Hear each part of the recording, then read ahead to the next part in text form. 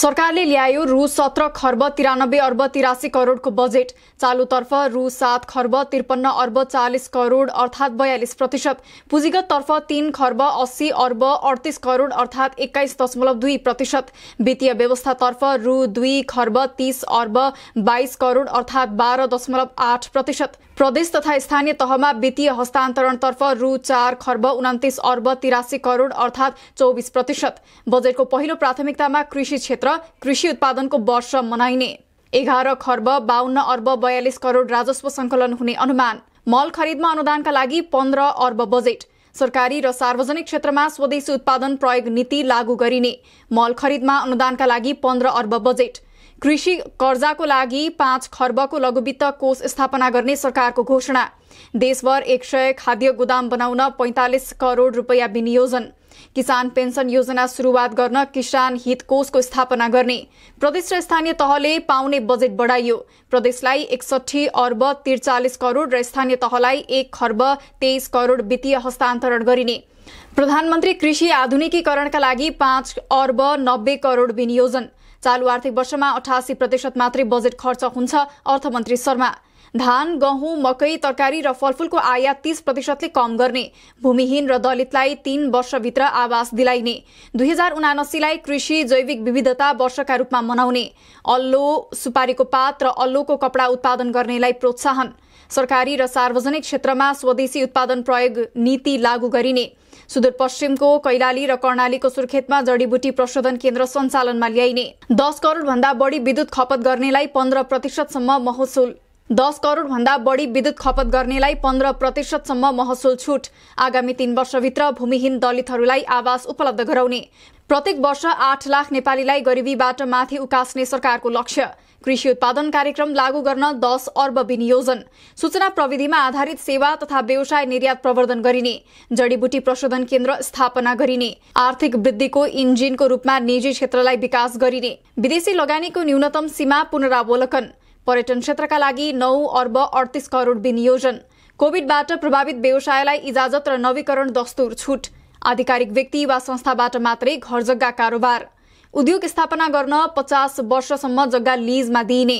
विदेशी लगानीको सीमा 2 करोड कायम। भूकम्पबाट क्षतिग्रस्त सम्पदाको पुनर्निर्माणका लागि 2 अर्ब छुट्याइयो। उद्योग वाणिज्य तथा आपूर्ति मन्त्रालयका लागि 10 अर्ब 48 करोड बजेट।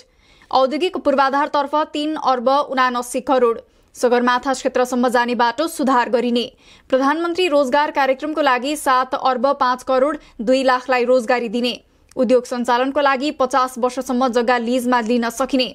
सहकारीले 50% रकम कृषिमा प्रवाह गर्नुपर्ने। विपन्न नागरिकलाई निशुल्क मृगौला प्रत्यारोपण गर्न 10 करोड विनियोजन। पर्यटन क्षेत्रका लागि 9 अर्ब 38 करोड विनियोजन। कोभिडबाट प्रभावित व्यवसायलाई इजाजत र नवीकरण दस्तुर छुट। आधिकारिक व्यक्ति वा संस्थाबाट मात्रै घर जग्गा कारोबार। उद्योग स्थापना गर्न 50 वर्षसम्म जग्गा लीजमा दिइने। विदेशी लगानीको सीमा 2 करोड कायम। भूकम्पबाट क्षतिग्रस्त सम्पदाको पुनर्निर्माणका लागि 2 अर्ब छुट्याइयो। उद्योग वाणिज्य तथा आपूर्ति मन्त्रालयका लागि 10 अर्ब 48 करोड बजेट। विपन्न नागरिकलाई निशुल्क मृगौला प्रत्यारोपण गर्न 10 करोड विनियोजन। क्यान्सर, मेरुदण्ड, पक्षघात र मृगौलाका बिरामीलाई मासिक 5,000। स्वास्थ्य मन्त्रालयलाई 69 अर्ब 38 करोड बजेट। 5 ठाउँमा ट्रमा सेन्टर स्थापना हुने। 68 वर्ष उमेर माथिका ज्येष्ठ नागरिकलाई मासिक वृद्ध भत्ता। सामाजिक सुरक्षा भत्ता नलिन स्वघोषणा गर्नेलाई सम्मान। यौन हिंसामा परेका महिलाको पुनर्स्थापनाका लागि आवास निर्माण गरिने। ढल निकास व्यवस्थापनका लागि 2 अर्ब 44 करोड विनियोजन। म्यादी प्रहरीलाई सञ्चित प्रहरी बलका रूपमा राखिने। सरकारले हवाई पूर्वाधार निर्माणका लागि 12 अर्ब 24 करोड रुपैयाँ विनियोजन। निजगढ विमानस्थलका लागि बजेट विनियोजन। विदेशीलाई अपार्टमेन्ट बेच्न खुला। 2 वर्षभित्र सबै नागरिकलाई बिजुली उपलब्ध गराइने। एलपी ग्यास छाडौं बिजुली जोडौं अभियान सुरु गरिने। साउनभित्र सिंहदरबारलाई ग्यास सिलिन्डर मुक्त गरिने। ग्यासको अनुदान हटाउने। प्रत्येक परिवारलाई अनुदानमा 1 विद्युतीय चुलो। विद्युत प्राधिकरणले सर्वसाधारणका लागि आइपीओ जारी गर्ने। अब आफू खुसी घर जग्गा बिक्री गर्न नपाइने। रेलका लागि 6 अर्ब 53 करोड रुपैयाँ विनियोजन। काठमाडौँमा मेट्रो, अन्य शहरमा ट्राम।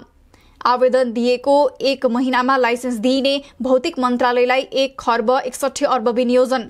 स्नातक र स्नातकोत्तर अध्ययन गर्ने विद्यार्थीलाई स्थानीय तहमा न्यूनतम 90 दिन स्वयं सेवा गराइने। रेल मार्गका लागि 6 अर्ब 53 करोड बजेट। अनलाइन मिडियालाई पनि लोक कल्याणकारी विज्ञापन दिइने। शिक्षा क्षेत्रको बजेट 70 अर्ब 5 करोड। विराटनगरको केशलिया र सिंघिया खोलामा शहरी करिडोर तथा तटबन्ध निर्माण गरिने। जलस्रोत तथा सिंचाइका लागि 33 अर्ब 50 करोड विनियोजन। नौबिसे मुगलिन सडक चौडा गर्न 10 अर्ब विनियोजन। जुम्लामा हाई अल्टिट्युड ट्रेनिङ सेन्टर बनाइने। 20 युनिटसम्म विद्युत निःशुल्क। चत्राबाट सगरमाथा पुग्न द्रुत मार्ग निर्माण गरिने। 2 घण्टामै सगरमाथा पुगिने। सरकारी कर्मचारीले हेटौडा कपडा उद्योगको कपडा प्रयोग गर्नुपर्ने। बन्द रहेका विराटनगर जुट मिल, हेटौडाका कपडा उद्योगहरू सञ्चालनमा ल्याइने। कर्मचारीको तलब 15% बढ्यो, महँगी भत्ता यथावत। सेनिटरी प्याडमा 90% कर छुट।